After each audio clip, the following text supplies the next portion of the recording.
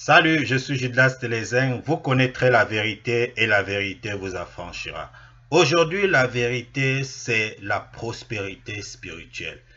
Qu'est-ce que la prospérité spirituelle? Parlons-en. Pourquoi parlons-en? Parce qu'elle n'est pas vraiment enseignée, elle n'est presque pas enseignée.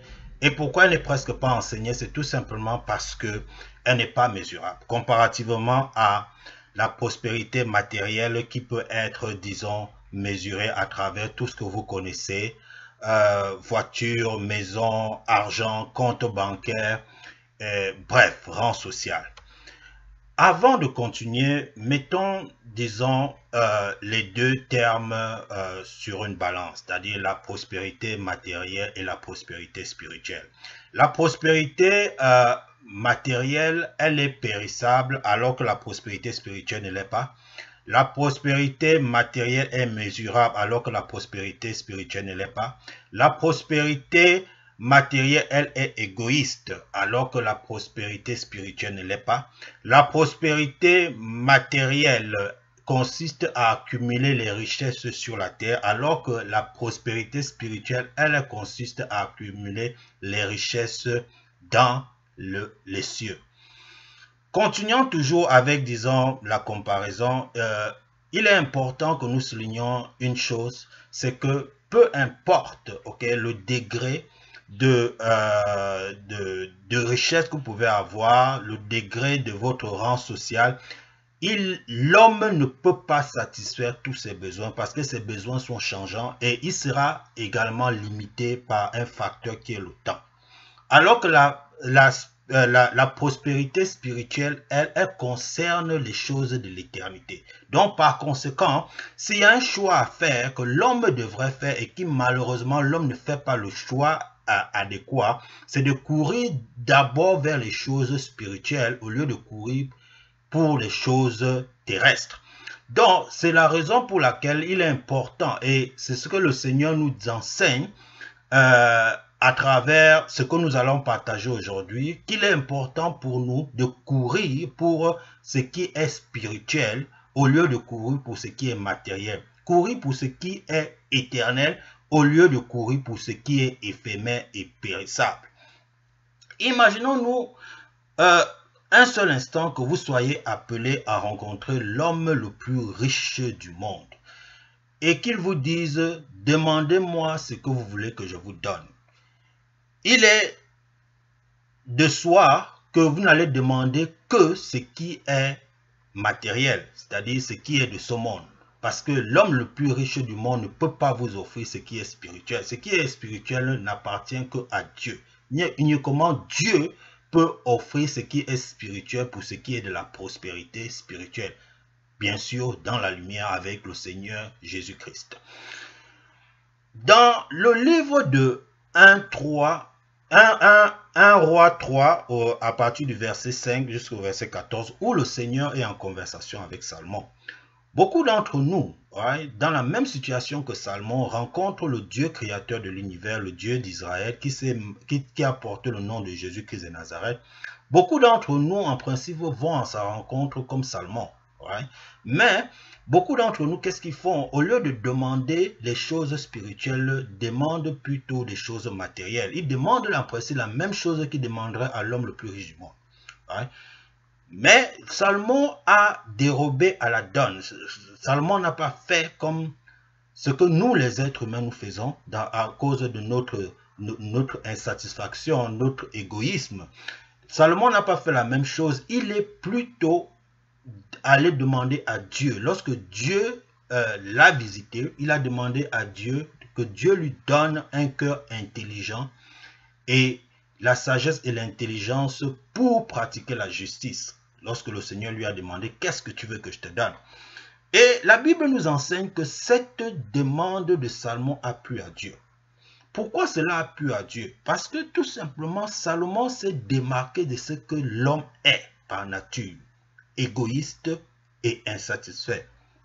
Le Seigneur a dit à Salomon que parce que tu n'as pas demandé les richesses de ce monde, la mort de tes ennemis, je te donnerai au-dessus de cette intelligence que tu me demandes, de cette sagesse Et de ce cœur bon que tu me demandes, je te donnerai au-dessus de cela, hein, de la richesse et de la gloire, de telle manière que personne avant toi n'aura. Mais nous les hommes, nous demandons d'abord le par-dessus. Nous demandons d'abord ce qui est matériel. Bien que Dieu n'a pas seulement à offrir ce qui est spirituel, Dieu offre également ce qui est matériel. Mais la priorité de Dieu n'est pas le matériel, mais plutôt ce qui est spirituel. Et c'est pourquoi le Seigneur Jésus, dans Matthieu 6, 33, dit « Recherchez premièrement le royaume des cieux et sa justice, et toute autre chose vous sera donnée par-dessus. » Salomon avait compris que le par-dessus n'était pas important, et que ce qui était important, c'était ce qui devait le rapprocher de Dieu, et ce qui devait faire de lui l'héritier du royaume de Dieu. C'est la raison pour laquelle cette demande a plu à Salomon.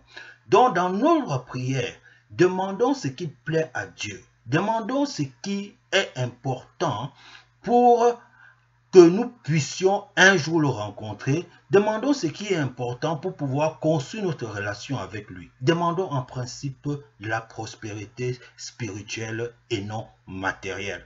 Et en quoi en principe consiste cette prospérité spirituelle?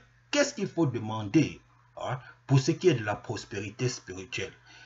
Il s'agit tout simplement de demander à Dieu les fruits de l'esprit de Galates 5, 22. Ces fruits que personne ou presque personne ne demande dans la prière, dans nos prières de chaque jour.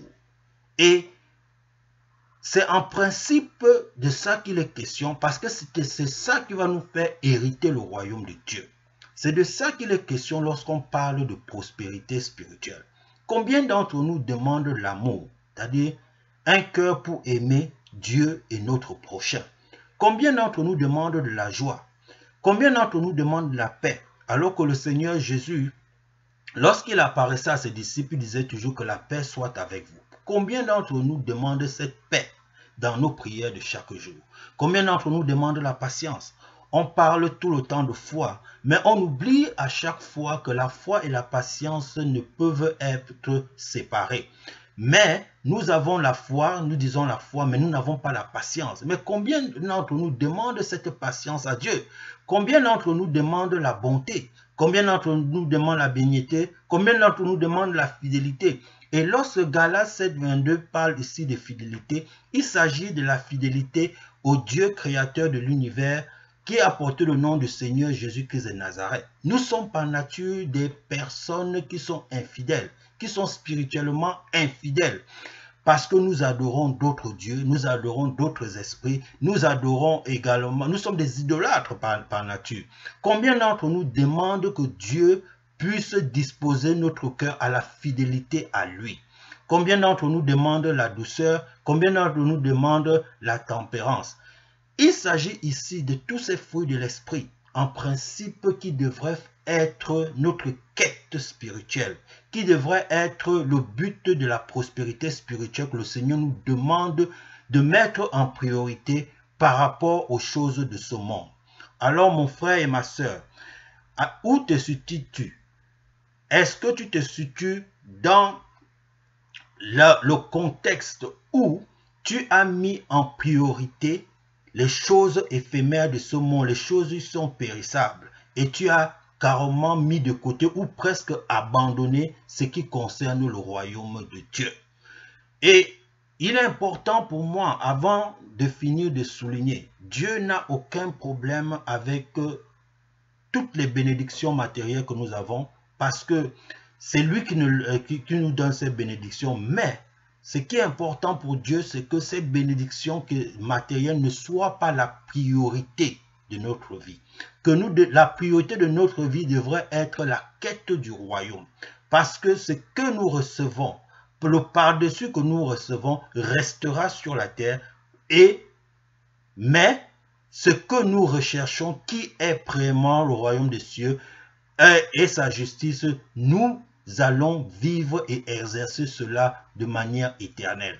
Et s'il y a un choix à faire entre ce qui est périssable et ce qui est éternel, il va de soi qu'il faut choisir ce qui est éternel. Alors mon frère et ma sœur, Que le Seigneur Jésus te bénisse pour avoir écouté cette vidéo. Merci d'avoir écouté et partagé. Je suis Judas Télézin et bonsoir.